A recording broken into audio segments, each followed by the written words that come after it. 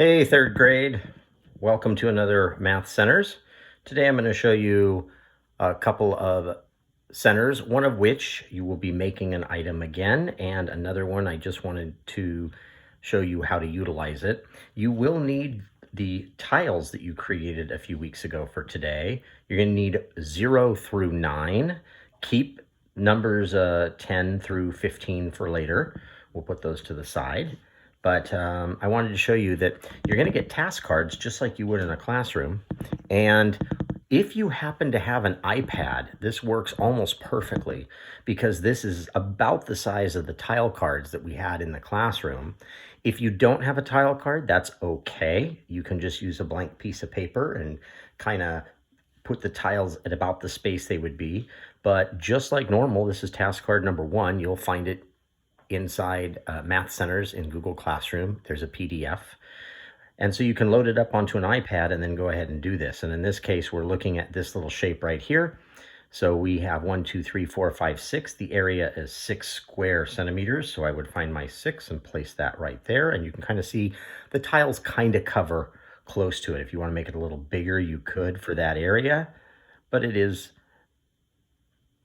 something you can do to make it fit a little bit better. So there's a 6. The length on this is 3. So I would find my 3 and I'd place it as the length, 3 centimeters. The width is 1, 2. So I'd put that up there, my 2. So you can see. And the perimeter on this one is going to be 1, 2, 3, 4, 5, 6, 7, 8, 9, 10. Well, the 0 is already there, so I'll just put the 1 there. Some of these do not have a shape. They just tell you what the width and the length is. So if the width is 5 and the length is 5, that's a 5 by 5 square. That would be, 25. So the area would be 25. Now the problem is, what is the perimeter? Well, if it's 5 around each side, so you would think 5 and 5, that's 10. 5 and 5 is 10 more. 10 and 10 is 20. Oh, I'd do it this way. So basically, if you have an iPad, if you don't, what you can kind of do is just have your computer up. I'll take this off. My iPad's noticing that. If you have the computer, it would be up like this. Just place your tiles about where they would be, where the length is 2 and the width is, the length is 3 and the width is 2. So I'd put those up there. And then the perimeter would be 10. So my 1 would be right here. And in this case, the 0, of course, is up here. But I'm just kind of placing the tiles similar to where things would be. All right, and then my area would be 6. So I'd be putting that down here kind of below the 2 and just kind of map it out that way. So I realize it may not be perfect. Don't print these out. It's too much paper. Just if you've got something like an iPad, that works really, really well for this. But you can do it with anything. The other thing I want to go over is you are going to be making some tangrams today. So you will need a box, cereal box, cracker box, something that's large enough, and I have one started. And what you're going to do is we're going to make a 4-inch by 4-inch square. So I kind of started with just a line, and it's okay if the line is like 6 inches or 7 inches long. You can see this one here happens to be 6 inches long. I'm not going to use the whole thing. So after that, I am going to run my baseline, and then I need to go up. Now here's the hard part. How do you go up and make sure? Find something square. I just used a notepad for sticky notes, and I kind of put it right along the edge. So if you look very carefully, I know it's kind of hard to see with the light. I'll bring the light over. You'll see me line this up almost perfectly. And then I keep that line, making sure it's there, and then I can draw a line on this side as well. And all I have to do is start it. All I have to do is start it. And then I want to go up 4 inches. So then I can take my ruler and I can go up 4 inches and go 1, 2, 3. And I need to get right along the edge there. That way it's going to go straight, and I'm going to go all the way to 4. And I'm going to put a little line right at 4, just like this. I have to do the same thing on the other side, but I have to go 4 inches over there too. So I'm going to measure my 4 inches back. So starting right there, going back to 4 inches, I'm going to put another little line, just like this, right at 4 inches. And now I have to do the same thing. I have to make that square again. So I'm going to try to make this so that I have a perfect square. I'm going to line up down here, and that's along this edge here. And then I'm going to have a line on this side. I don't want to move move it.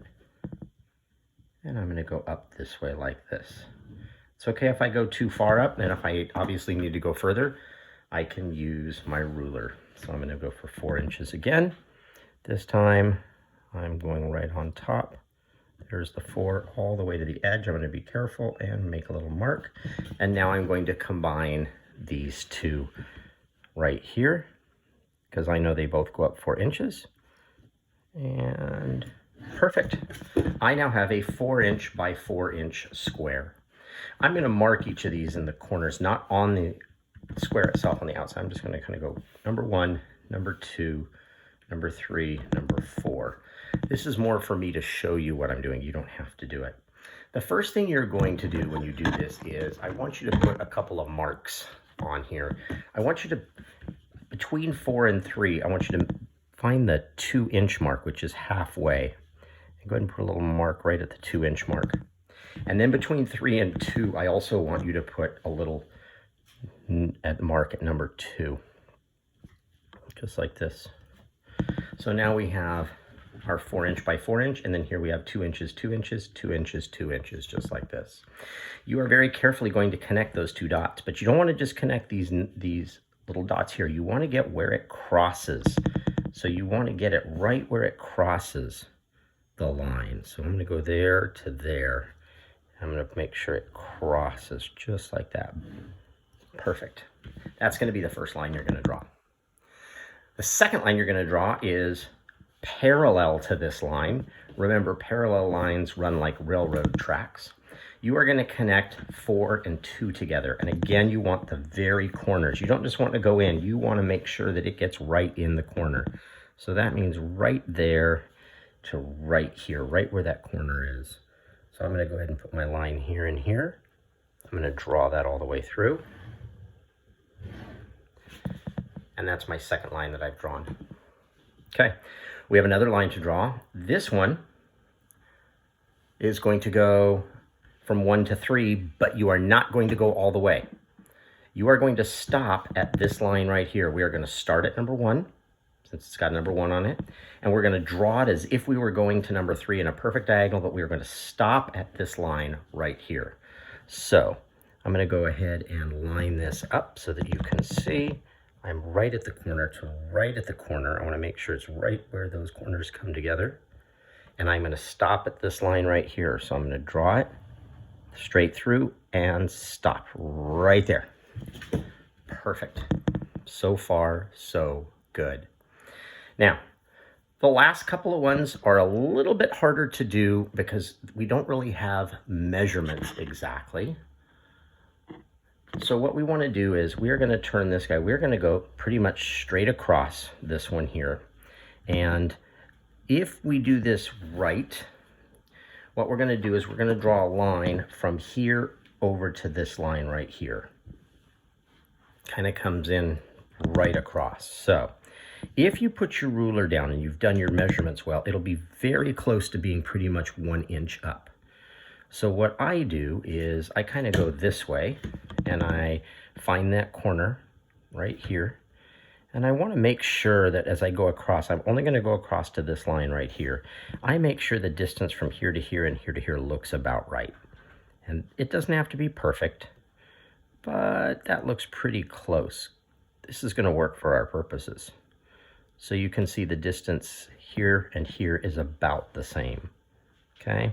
And I'm still in this corner. Right there, I see my little corner I need. So I'm going to draw that straight across. Perfect. Right, from line to line. Notice I've made a triangle. I need to make one more. So now we've made this one is one of the harder lines, and this last one is a little bit of a harder line because we need to go from this point right here straight over to this line. If you still have your handy dandy square, you can go ahead and do that by lining it up right along this line right here. I'm going to do that, and I'm going to go straight here from this one, and it's going to go straight up. And that's just going to go right there. I'm going to right to this line. Okay. So as you're doing this, you are now going to cut these out. And once you cut them out, you will have a tangram set. Tangram sets are also come plastic. I have some plastic ones right here. You will see these, and these size are pretty much the exact same size as what you see that you just made. These are the same size you would find in a classroom. Notice that once I cut that out, my tangrams are going to be the same size as these pre-made plastic ones. If you have pre-made plastic ones, you can use those for today's exercise. But it's kind of cool to make your own set. If you'd like to design them, color them, feel free to do that. And then what you're going to do is there is a PDF inside Google Classroom today. They will be giving you a picture. Your job is to take that and basically use your tangrams to create the same picture. So I would do this, and it would take me a little while, but I would sort these through, try to figure out a way. Oh, look at that. See, I'm making a boat. Hardest part is to figure out how am I going to do this. I happen to know this one. So there we go, and you will see that I have made the boat. That's your goal today. Have fun, enjoy, hold on to your tangrams, don't throw them away. We will use them again in the future. So you are using 2 of the pieces you've made today, tangrams and your homemade tiles for your math centers. All right, till next week.